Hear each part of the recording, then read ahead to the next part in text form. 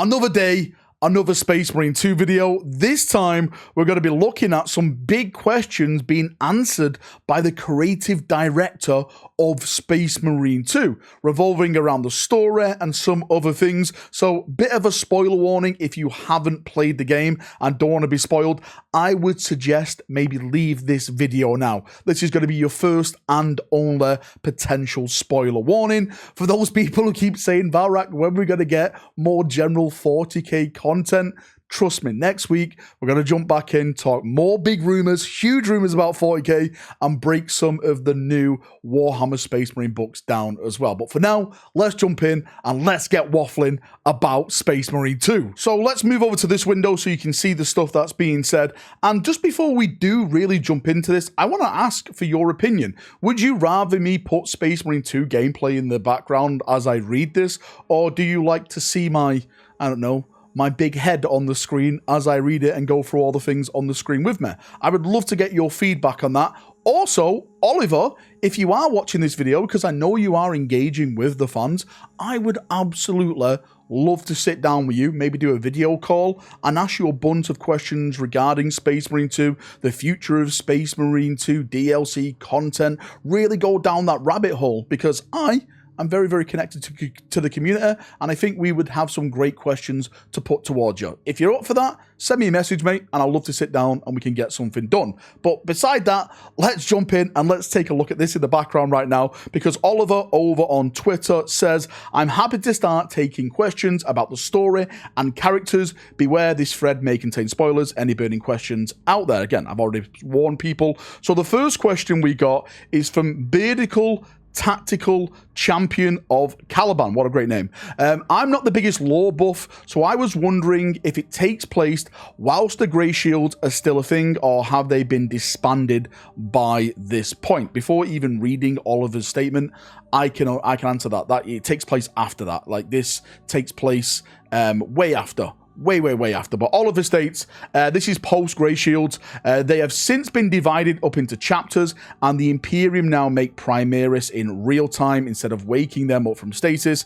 Charadon and Gadriel, however, were put into stasis about 10k years ago, though as part of the original Primaris. This is something which will answer another question in just a second. Actually, answers it right below if we scroll down. But firstly, I just want to go back to the response of a burly tactical champion of Caliban. He says, that's interesting. I was kind of hoping it would be during the Grey Shields, as it could have been a fun way of introducing non-Ultramarine starters whilst they're still technically Ultramarines. For me personally, I think they should have done the full story of Deathwatch, but that is another story within itself. Is there a chance we will see characters from other chapters in the future? That is a really, really cool one. I was expecting the story to feature another chapter. You know, the first one had the Blood Ravens in it. I was expecting maybe the Blood Ravens appear in the second one, but we never got that. Oliver responds, we have yet to settle on the next big story yet, but it would certainly be interesting to do that. Have you read Vigilus? Also,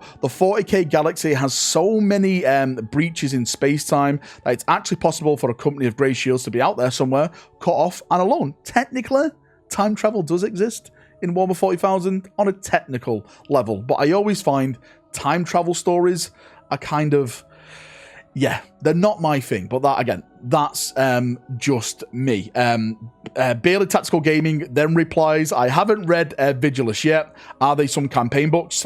Technically they were. They were narrative/campaign books during 8th edition, if I'm not mistaken. It's where Vigilus, it's where Calgar actually received the Primaris treatment. He was cut down by Abaddon himself, and you know, he was saved by the Eldar firebombing the Vengeful Spirit. Yeah, Vigilus is a campaign, but accompanying story is amazing. Multiple chapters fight along together. Thank you so much for the support. Anyway, let's move on to the next question. And this links up to one of the story plots that left me scratching my head. I actually said it on my playthrough.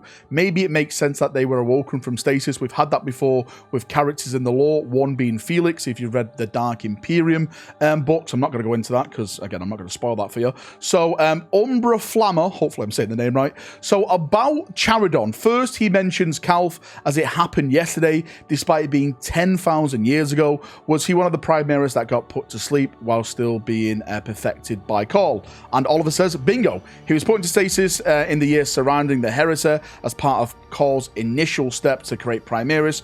Charidon survived the horrific events of Calf and witnessed the Ultramarines' actions, inspiring him to take the trials he's made of strong stuff. So it looks like Charidon was an actual child at the time, survived Calf, went on to then go to the Ultramarines, passed it. Once he passed the Ultramarines, was taken into the service of Belisarius Call, frozen for the past 10,000 years while Call did his science and magic, whatever things on him, made him to a Primaris, and here he is today in the 40k lore. That is a thing in Warhammer 40,000. Again, it happened to Felix, who was a big character in the Dark Imperium books, but again, I'm not going to go into that and start ruining it, because that is a whole different story, and it's an amazing story. You should all go out and read the Dark Imperium series. Next up, we've got San. Hi again, Oliver. To this day, we all despise Leandros for his actions, and we all got PTSD during the campaign.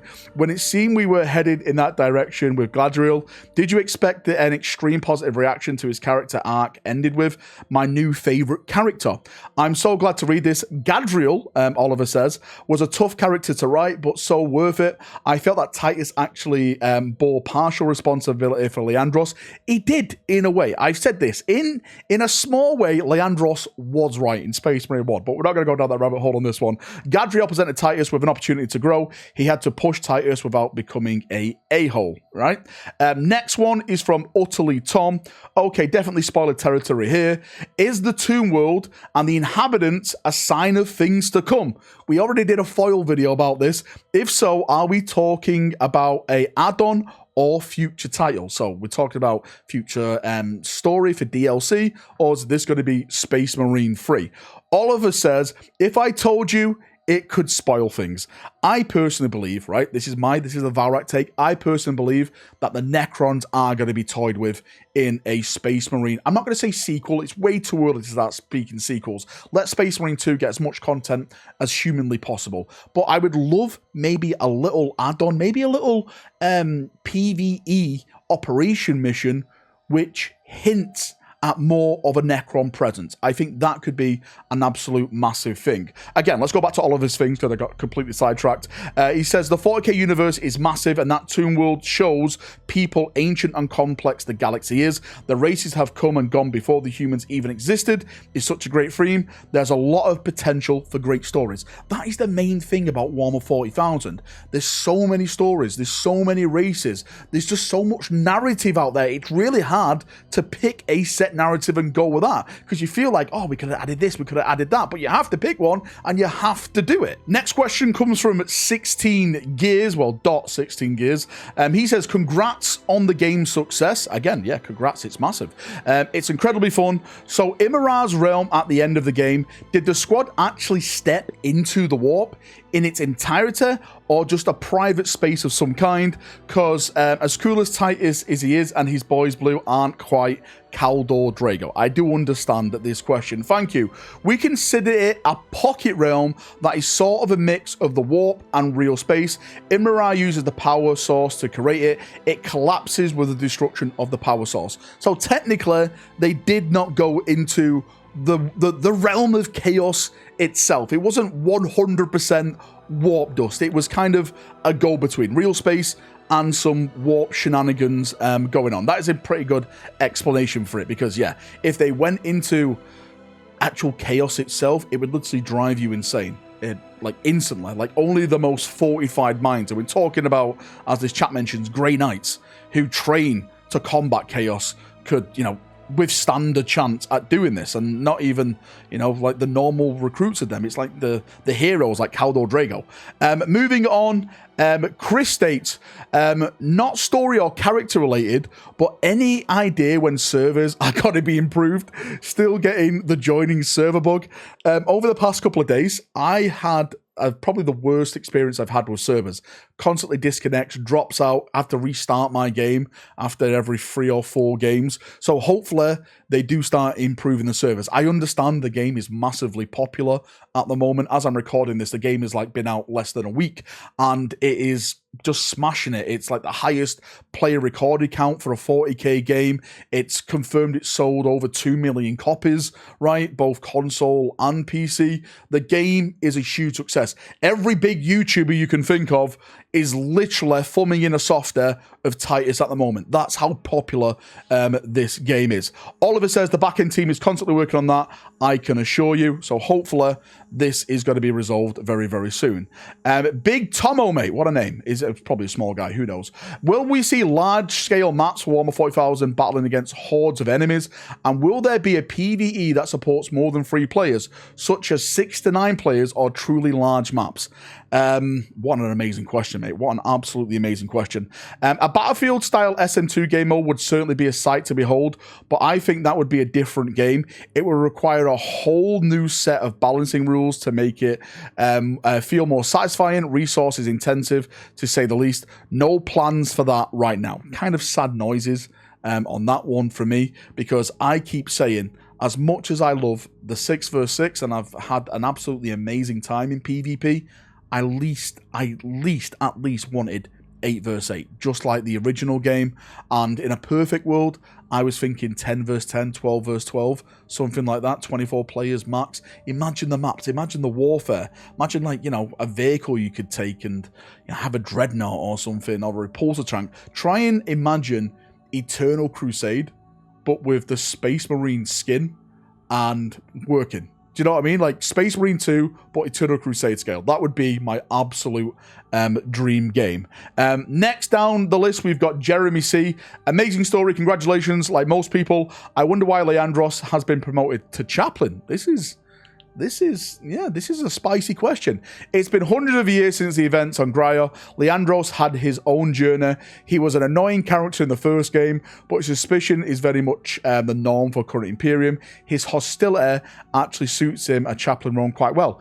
I actually did a video on my channel. I'm not going to say Vindication Rack, even though it is Vindication Rack. And I said, if they do a Space Marine sequel, I guarantee you that Leandros will become a chaplain in that game. And at the end, I was 100% proved right.